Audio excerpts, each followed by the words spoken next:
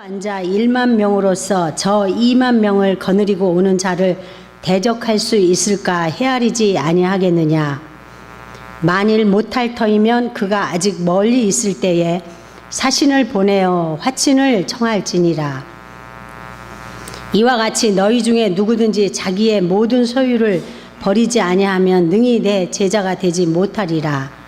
소금이 좋은 것이나 소금도 만일 그 맛을 잃으면 무엇으로 짜게 하리요. 땅에도 거름에도 쓸데없어 내 버리느니라. 들을 귀가 있는 자들은 들을지어다 하시니라. 아멘. 여러분들께서 이번 추석을 아마 재미있게 보내셨을 것입니다. 저도 평소처럼 서울에 있었는데 좋은 친구 한 분이 찾아왔습니다. 초등학교, 중학교, 고등학교, 대학교 이렇게 모든 시간들을 같이 보냈고 교회에서 함께 보냈고 제자의 삶을 살자 이렇게 공부를 많이 성경 공부를 했고 저는 그 집에서 많이 살고 그 친구는 저희 집에 와서 많이 살고 이렇게 살았던 친구가 33년 만에 찾아왔어요. 제가 아프다는 이야기를 듣고 찾아왔어요.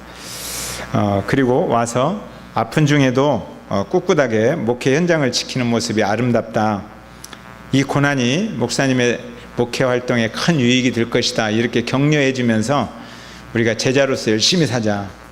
이런 이야기를 주고받았어요. 그러니까 제자로서 열심히 사는 모습을 보니까 참 좋았어요. 그리고 옛날에 우리들이 함께 주고받았던 이야기, 제자는 어떤 사람인가, 이런 것에 대해서 새롭게 묵상할 수가 있었습니다. 제자는 마세테스라고 하는데요, 선생님을 따라가는 사람을 제자라고 합니다. 따라갈 뿐만 아니라 따라가면서 많은 시간을 함께 하는 사람을 제자라고 합니다.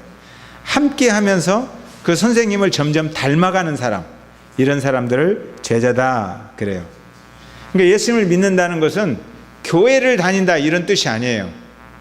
예수님을 믿는다는 것은 예수님을 따라가고 예수님을 닮아가고 예수님과 함께한다. 이것이 예수님을 믿는 거예요. 어때요? 여러분들 예수님 믿습니까? 이런 사람을 제자라고 하는 거예요. 자, 옆 사람에게 제자입니까? 라고 한번 물어보세요.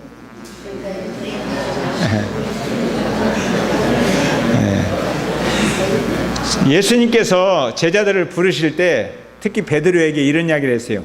나를 따라오너라 그랬어요. 따라오너라. 그러니까 베드로가 예수님을 따라가요. 근데 예수님이 빈들에 가요. 그러니까 빈들로 따라가는 거예요. 빈들로 따라갔더니 거기에서 물고기 2마리와 보리떡 5개로 5,000명이 먹고 남는 하나님의 엄청난 능력을 경험했어요. 예수님이 바다로 나가시는 거예요. 그러니까 바다로 따라가요. 바다로 따라갔더니 파도와 거친 파도, 바람을 잔잔케 하시는 하나님 아버지의 엄청난 능력을 거기서 눈으로 목격하는 겁니다. 결혼식장에 따라갔어요. 예수님이 결혼식장 가시니까 졸래졸래 결혼식장 따라갔더니 거기에서 포도주가 떨어졌는데 맹물이 변해서 포도주가 되는 이 엄청난 변화의 위력을 목격을 했습니다. 예수님 없으면 안 되는 거구나. 장례식장도 따라갔어요. 장례식장 따라갔더니 예수님께서 돌 무덤을 탁 치우고 나사로야 나와라 그랬더니 나사로가 생명 얻어서 나오는 이 생명의 복음, 그거 팍 내려버리세요. 그냥 그거 딱 열면 팍 내려. 얼굴 보고 싶어서 고맙습니다.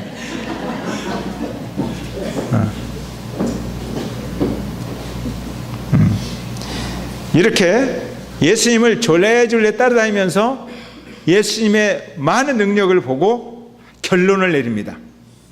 예수님께서 니네들이 그동안 나 따라오면서 많이 보았는데 내가 누구지? 그러니까 제자들이 결론을 내렸어요. 예수님은 하나님의 아들이십니다. 우리의 주님이시고 그리스도, 인생의 왕이십니다. 인생의 주인이십니다. 그 예수님을 흉내를 내는 거예요. 말하는 것도 흉내를 내고 능력을 행하는 것도 흉내를 내고 생각하는 것도 흉내를 내고 살아가는 삶의 스타일도 흉내를 내고 그러다 보니까 어느 날 예수님이 계셔서 예수님이 해야 할 사역들을 그들이 대신할 수 있을 정도로 커버렸어요. 사도행전 시대부터 예수님이 없어도 니네들이 그 일을 하면 되겠다.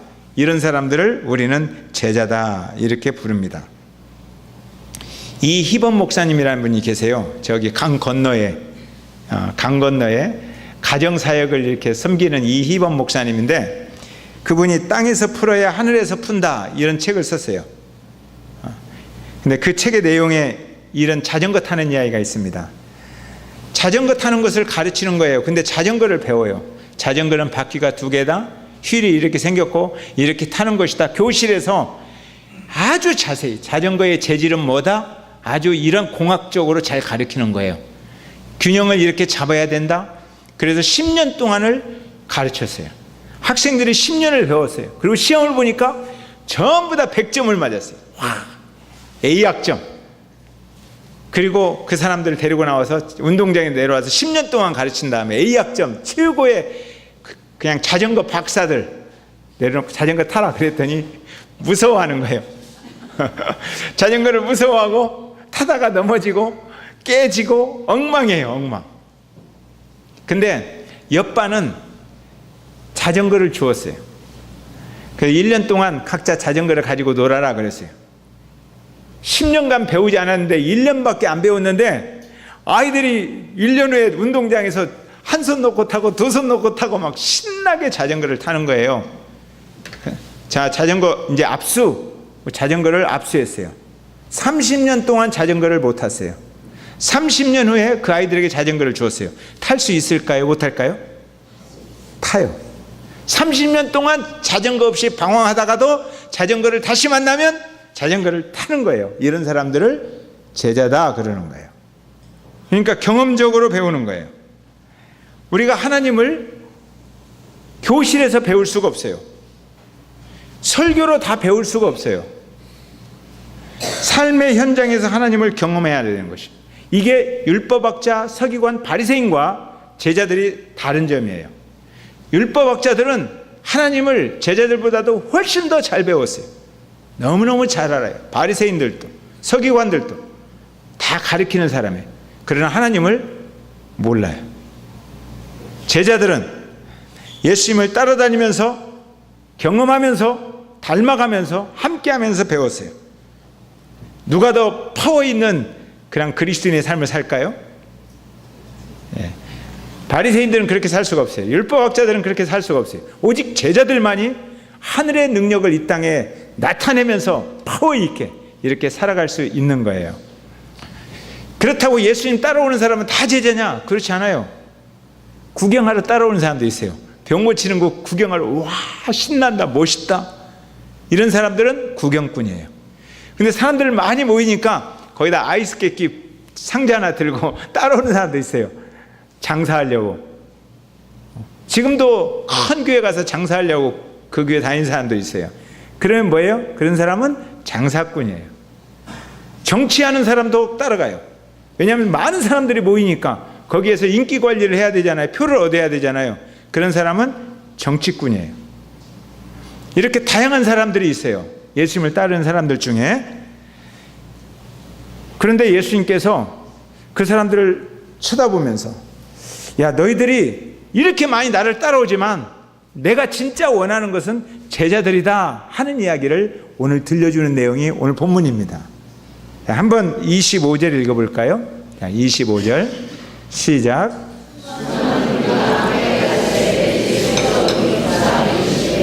자, 수많은 무리들이 예수님을 따라왔어요. 셀 수도 없는 많은 무리예요. 굉장히 많은 거예요. 몇 명 따라오는 것보다 수만 명이 따라오는 게 좋죠. 우리 교회도 100명이 예배드리는 것보다 500명, 1000명이 예배드리면 더 좋을 것 같죠. 좋을지 안 좋을지 모르지만 좋을 것 같아요. 우리 교회도 기왕이면. 그래서 많은 교회들이 많이 모이는데 혈안이 되어 있어요. 부흥이라는 이름으로. 부흥은 하나님과 영적인 일하는 것이 확 열리는 것을 부흥이라고 안 하고 많아지는 것을 부흥이라고 생각하는 거예요. 그래서 몇 명이냐 굉장히 중요한 거예요. 사람들이 질문합니다. 그런데 예수님은 몇 명이냐 이런 것에는 관심이 없어요. 그러면요, 모인 사람들에게 진짜냐 이걸 물어보는 거예요. 너는 지금 여기 와서 앉아 있는데 진짜냐 가짜냐 이걸 물어봐요. 몇 명이냐 이건 우리들의 관심이에요. 세상의 관심, 양으로 승부하는 거죠. 예수님은 그걸 물어보는 게 아니라 너 진짜냐? 그러니까 물어봐야죠. 여러분도 옆 사람한테 진짜 제자예요? 하고 물어보세요 한번. 진짜냐? 자, 26절 한번 읽어볼까요? 26절. 자, 시작.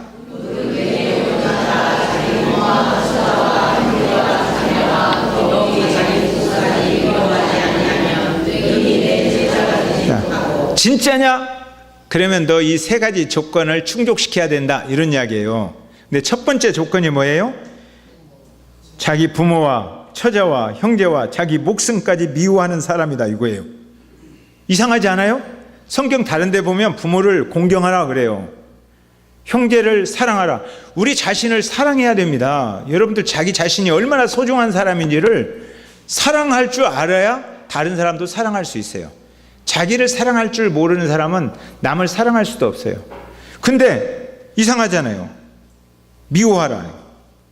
기독교는 사랑의 종교예요. 사랑을 빼버리면 기독교가 아닙니다. 모든 사람을 미워하지 말아야 돼요. 그런데 미워하라는 것입니다. 그래서 성경이 이렇게 대치가 될 때는 이 본문과 유사하게 말하는 다른 본문들을 찾아봐야 돼요. 그리고 구약도 찾아보고, 그래서 이 미워하라는 뜻이 무슨 뜻일까라고 정확하게 찾아내야 오해하지 않습니다. 그래서 우리는 지금부터 이 미워하라는 의미를 좀 발견해야 돼요. 제가 부모님을 사랑해요. 아내도 사랑합니다. 자녀들도 사랑해요. 시집간 딸도 사랑해요. 시집간 딸과 함께 사는 사람도 사랑해요. 다 사랑하는 거예요. 제 미워하지 않아요. 그리고 이 모든 내 주변의 사람들은 내가 행복해지기를 원해요. 행복했으면 좋겠다. 그리고 제가 그 모든 사람들을 기쁘게 해주고 싶어요. 그리고 때로는 힘들 때 책임도 져주고 싶은 그런 마음들이 저한테는 있어요. 그런데 문제가 생길 수도 있어요. 제가 부모님을 사랑하는 이유는 부모님이 나에게 유산을 많이 물려줬기 때문에 사랑하는 거 아니에요. 내가 아내를 사랑하는 이유는 내가 아프니까 아내가 열심히 밥도 해주고 그래서 사랑하는 게 아니에요. 자녀들 있잖아요. 내 말 잘 들어주고 속 썩이지 않으니까 사랑한다. 그러지 않아요.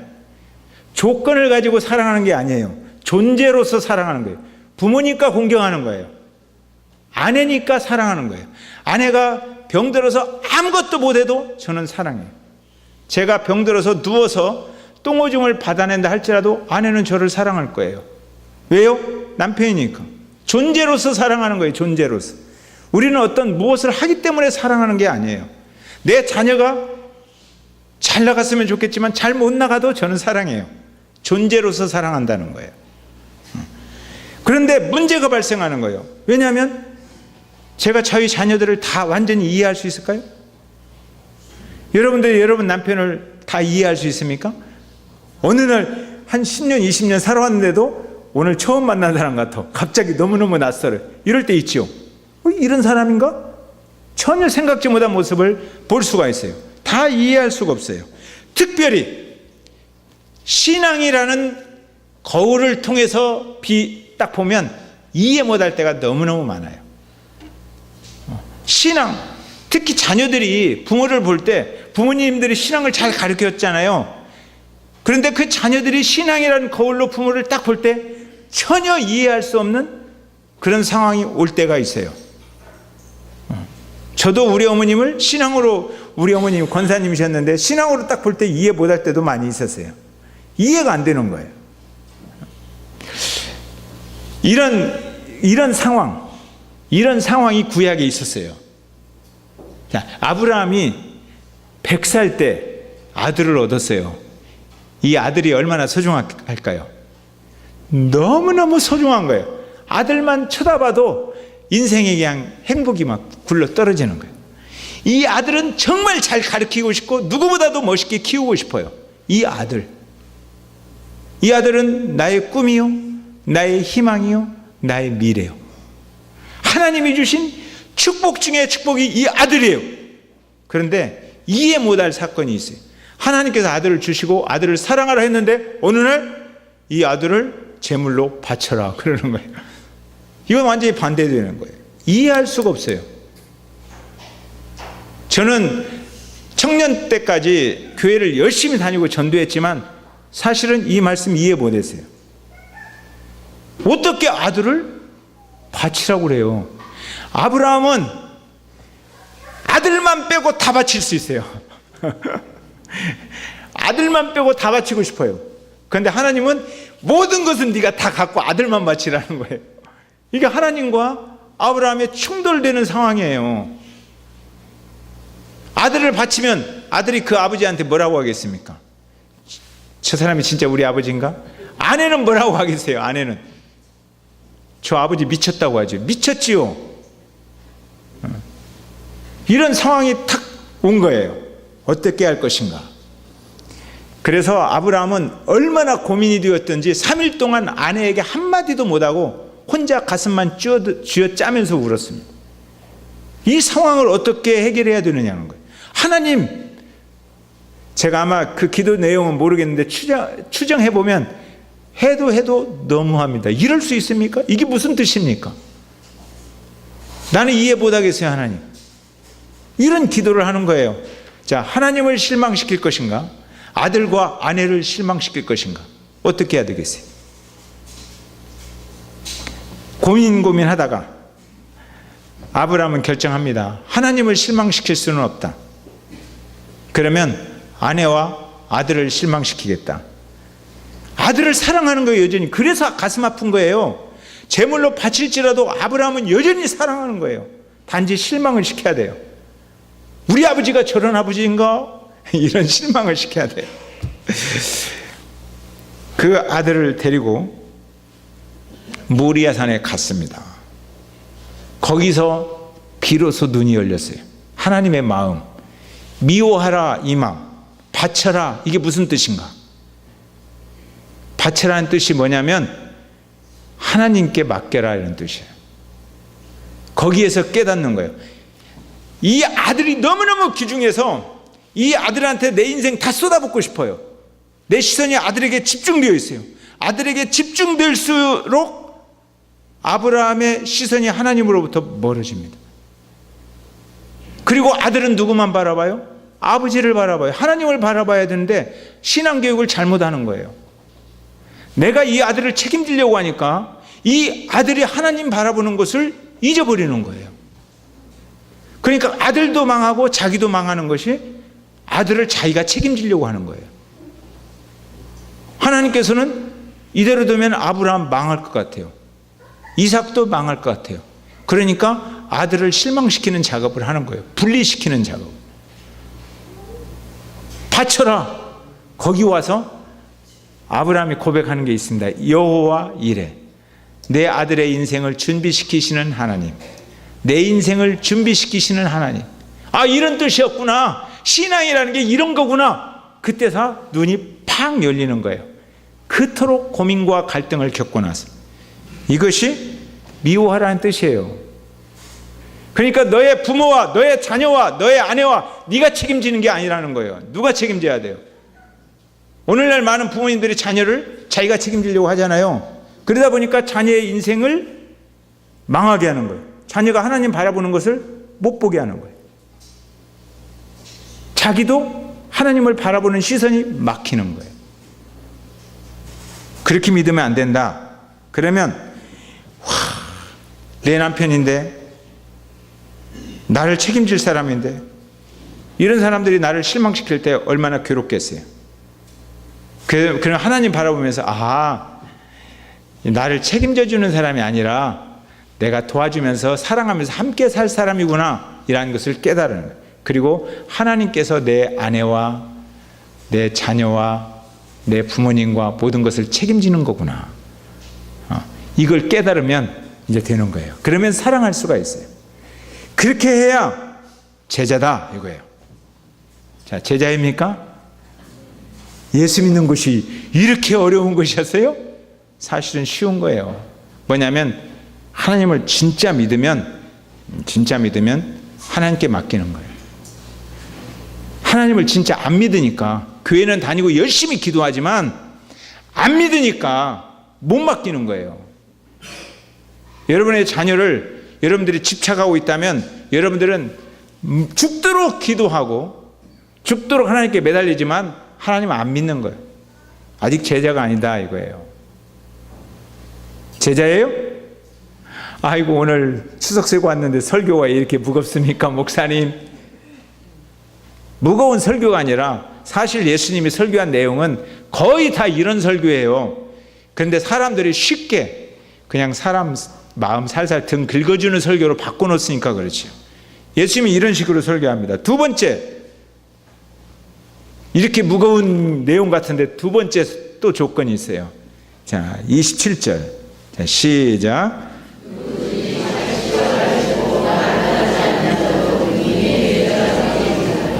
자기 십자가를 지고 나를 따르지 않는 자도 능히 내 제자가 되지 못하리라.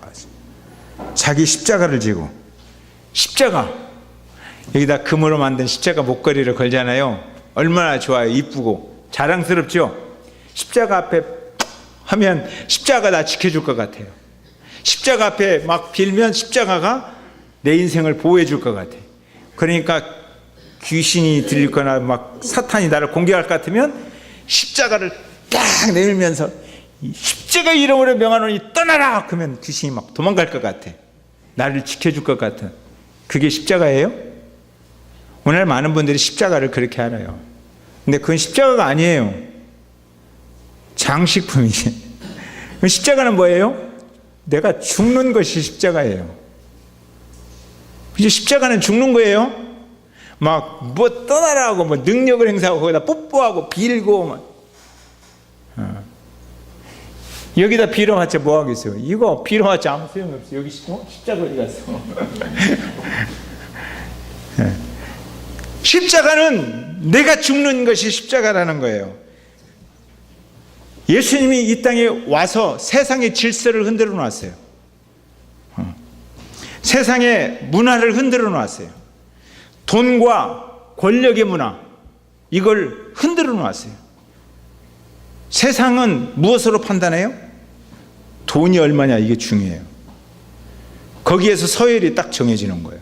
권력을 얼마나 쥐고 있느냐, 서열이 결정되죠. 그러니까 돈 벌려고 이를 악물고 돈 없으면 사람 무시하고 심지어 사람의 생명까지도 너 얼마짜리냐 이렇게 계산하는 게 사람이 얼마나 악하면, 사람이 얼마나 잔인하면 사람의 가치를 돈으로 평가해요. 여러분의 자녀를 돈으로 평가한다고 생각해 보세요. 여러분 자녀가 장애를 가져서 아무것도 할 수가 없어. 얼마짜리예요? 세상에 살아가면서 그 아이는 스스로 존재도 못해. 부모 없으면 살아갈 수 없는 아이예요. 평생 살면서 10원도 벌 수 없을 것 같아. 얼마짜리예요 그럼? 그래서 다른 사람이 아이고 너는 100원짜리다 그러면 멱살 내갖고 죽이려고 하겠죠. 어떻게 돈으로 계산할 수가 있겠습니까? 못하지요.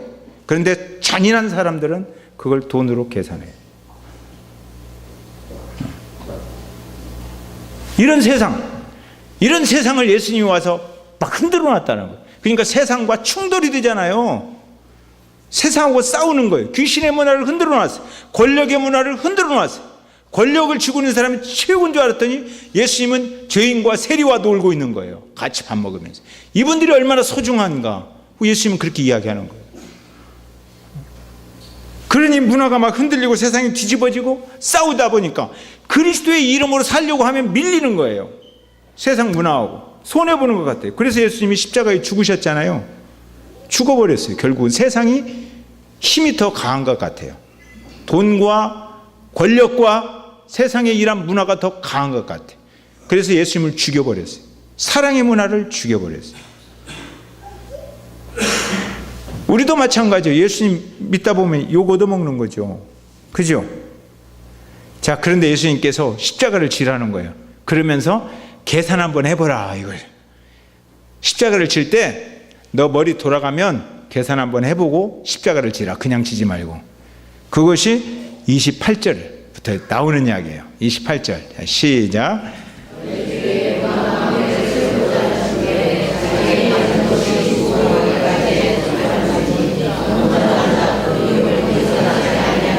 망대를 세워요. 건축물을 세워요.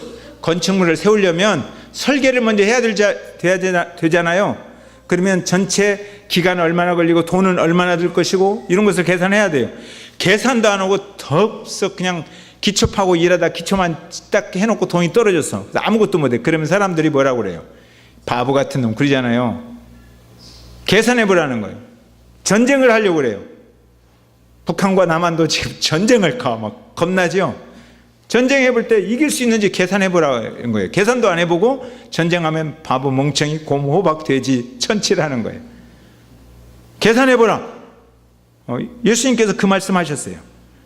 무턱대고 하지 말고 예수 믿는 것도 계산해보고 십자가 지라는 거예요. 너 한번 계산해보라. 손해보는 것도 계산해보고 이익 보는 것도 계산해보고. 자, 손해보는 게 있어요. 여러분들 예수 믿으니까 손해보는 거 뭐예요? 주일날 주말에 놀러 가야 되는데 이게 무슨 이게 뭐예요 지금? 다른 사람 놀러 다니고 여행 다니는데 여기 와서 지금 앉아 있어야 되잖아요. 그러나 직분 한번 맡으면 또 멀리 가서도 우리 교회 가서 예배 드려야 되고 오잖아요. 세상 사람들은 참 멋있게 이때 연휴다 하고 놀러 가는데 놀러 가는 거 브레이크 걸렸어요. 손해보는 것 같다. 동창회나 사회의 친구들과 관계도 멀어질지 몰라요. 저도 모임이 몇 개 있어요.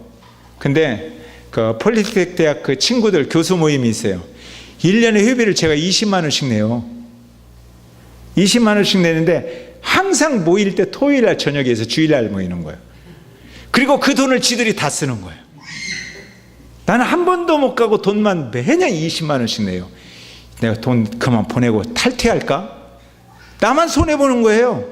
그러면 지들이 실컷 놀고 와서 못 놀았으니까 회라도 한 사발 보내냐? 전혀 보내지 않아요. 그리고 오히려 안 왔다고 욕만 하는 거예요. 손해보는 거죠. 이게 손해보는 겁니다. 세상에서 이루고 싶은 나의 꿈들이 있어요. 그런 꿈들을 내려놓아야 할 때가 있어요. 11조와 선교헌금, 제가 헌금 내잖아요. 교회에서 사례비를 다 못 줄 때 있어요. 재정에서 50만 원을 줘요? 그러면 제가 5만 원 내는 게 아니에요. 한 달 11조 낼 것을 딱 내요, 거기서. 그럼 저희 집사람이 여보 쓸 것이 없으니까 50만 원 받았으니까 5만 원만 내고 좀 무슨 소리야. 한 달에 11조는 먼저 드리고 그 다음에 생활해야지. 그렇게 합니다. 손해보는 것 같죠? 그거 적금 한 달에 적금 들면 얼마야? 10년이면 얼마예요? 그죠? 다른 사람은 돈을 이렇게 모아가는데 손해보는 것 같아요. 욕먹는 것 같아요. 예수 믿으니까 주님이 지금 손해보는 거 계산해보라는 거예요. 그래서 계산을 이렇게 했어요. 그 다음에 예수 믿고 얻는 유익을 또 계산해보라. 그래서 제가 예수 믿고 나서 얻는 게 뭘까요? 영광스러운 하나님의 자녀가 되었어요. 이 세상이 끝이라면 저는 이렇게 절대 이렇게 안 살아요. 이렇게 살 수가 없어요. 이 세상만이 전부라면 이렇게 사는 사람보다 저 같은 바보는 없어요. 저는 이렇게 안 살아요. 영광스러운 하나님 나라가 있기 때문에 제가 이렇게 사는 거예요. 그 자녀가 되었어요. 하나님 나라의 소망을 갖고 말로 표현할 수 없는 성령의 감동을 제가 경험해요. 정말 이건 말로 표현할 수가 없어요. 하나님의 은혜가 강같이 흘러올 때 이걸 어떻게 표현할 수가 없어요. 주님이 힘들어도 목자가 되시고 인도해 주시고, 제가요 이렇게 병이 걸렸을 때도 어느 것도 저를 이렇게 평안하게 은혜를 못 줘요. 하나님만이 저를 지키시고 말할 수 없는 은혜를 주시는 거예요. 아무렇지도 않아요. 내 몸의 관리자는 나예요. 그러나 생명까지도 하나님이 우선이에요. 하나님이 오라면 그냥 가는 거예요. 이게 제자라는 거예요. 제자. 내 목숨에 집착하지 않고.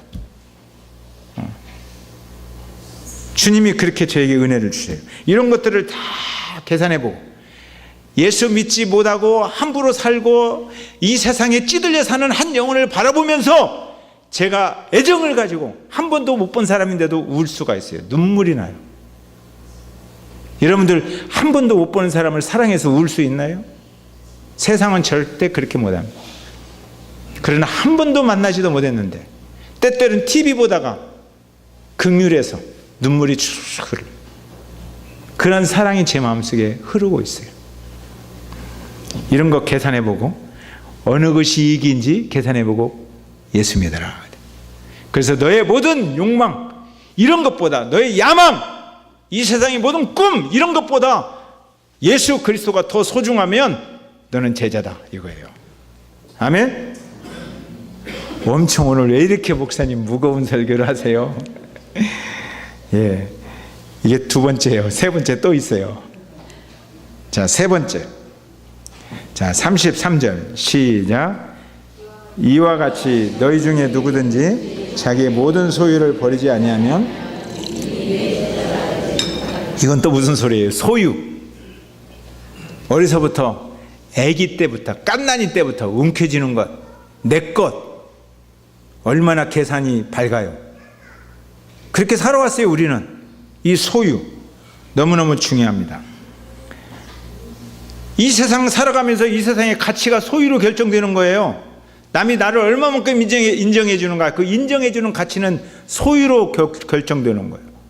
내가 얼마만큼 소유하고 있느냐, 그게 내 가치였어요. 근데 예수님께서 하늘나라의 소유, 너에게 이 하나님 나라를 가슴에 새겨주는 이 소유의 가치가 얼마나 큰지 이 세상의 소유와 한번 계산해보고 예수 믿어라 이거예요. 적당히 믿지 말고 계산해보라는 거예요.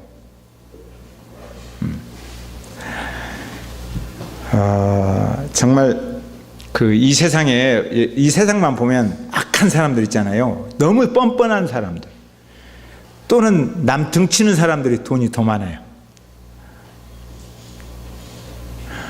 그리고 하나님 말씀대로 살면서 뭔가 좀 선하게 일해보려고 하는 사람들은 또 돈이 없어요.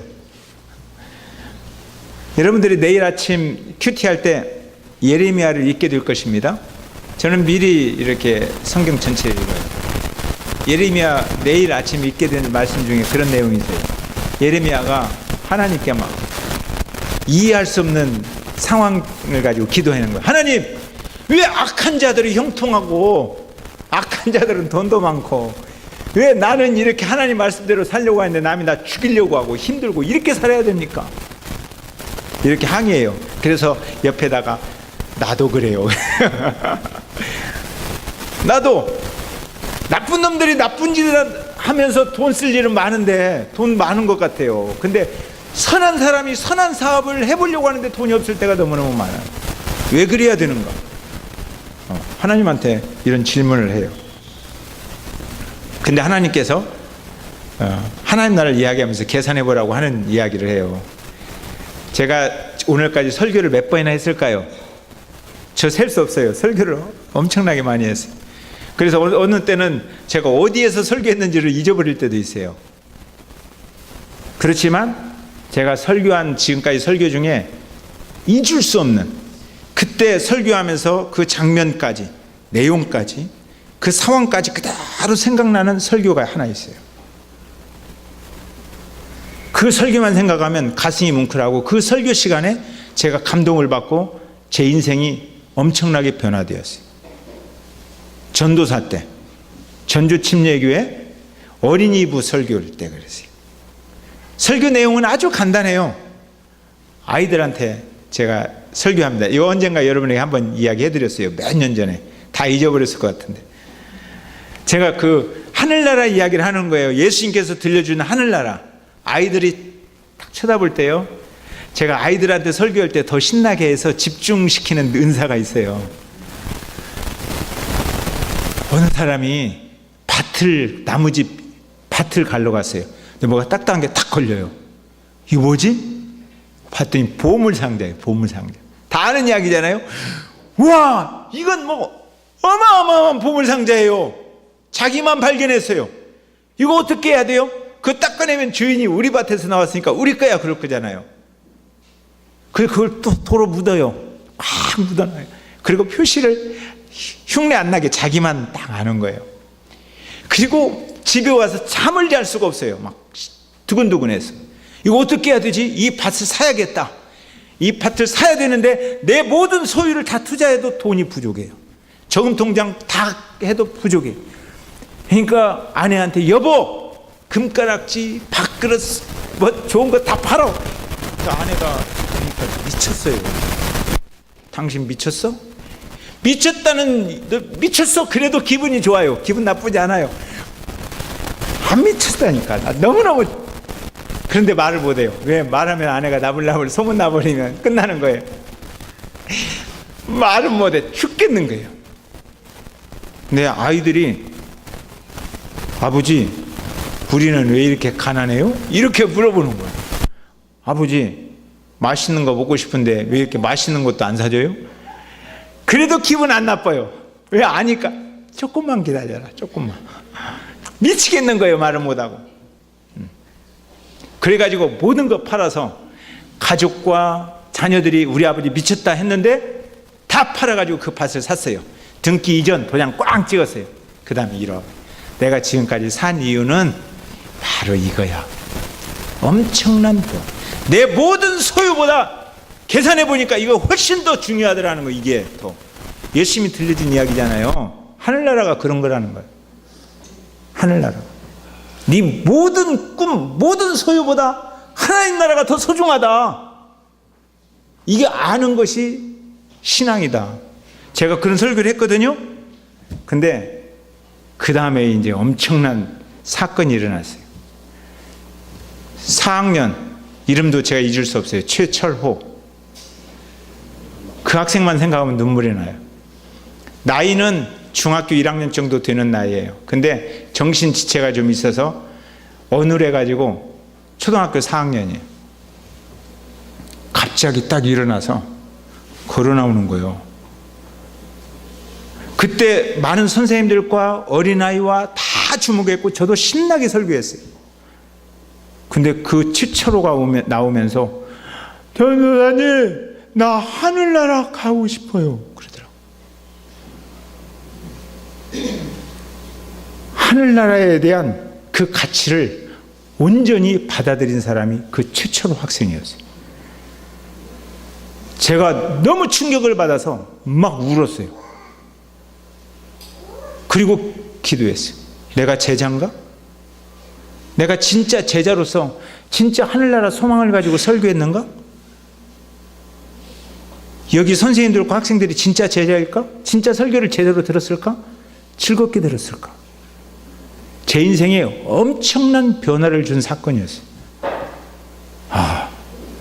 내가 설교를 했지만 하나님 나라의 그 소중한 가치를 내 두근거리는 이 소망의 마음을 가지고 내가 설교한 게 아니구나. 그래서 엄청 울었어요. 하나님 나라 이 가치를 아는 사람이 너의 모든 소유보다 이 하나님 나라의 소중한 가치를 아는 사람이 제자고 예수 믿는 것이다 라고 딱 이야기하는 거예요. 아멘. 이 세 가지 이야기를 딱 들려준 다음에 그리스도인을 소금과 비유해서 설명합니다. 34절 시작.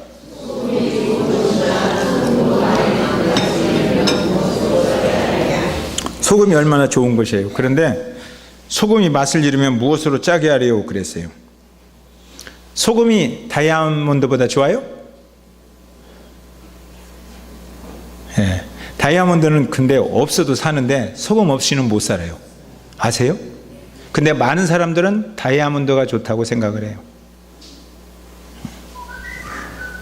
소금을 땅에 묻어서 거름으로 쓸 수 있어요? 소금은 다이아몬드처럼 빛나지도 않고 땅에 묻어도 거름도 안 돼요. 그렇다고 외모가 멋있어가지고 아름답고 이쁘고 좋아서 장식품으로 쓸 수 있나요? 그 장식품으로 쓸 수도 없어요. 소금은 오직 하나 짠맛밖에 없어요. 소금은 짠맛으로만 승부하는 거예요. 만약 소금이 멋있는 빛을 발하는 거름으로 이런 걸로 승부한다면 소금은 망하는 거예요. 소금은 오직 짠맛으로만 승부합니다. 그런데 이 소금을 그리스도인하고 비교한 거예요. 하나님께서, 예수님께서. 쉽게 말하면 그리스도인이 이 세상의 가치로 승부하려고 하면 되겠느냐 이거예요. 돈이나 권력이나 이런 것으로 그리스도인이 승부하려고 하면 승부가 되겠느냐 이거예요. 세상의 잘난 맛, 외모, 멋있는 것으로 승부할 수 없다는 거예요. 그러면 그리스도인이 승부할 수 있는 것은 오직 하나다 이거예요. 예수 그리스도 나의 주님, 이것밖에 없다는 거예요. 이런 사람이 제자다. 파워 있는 삶을 산다.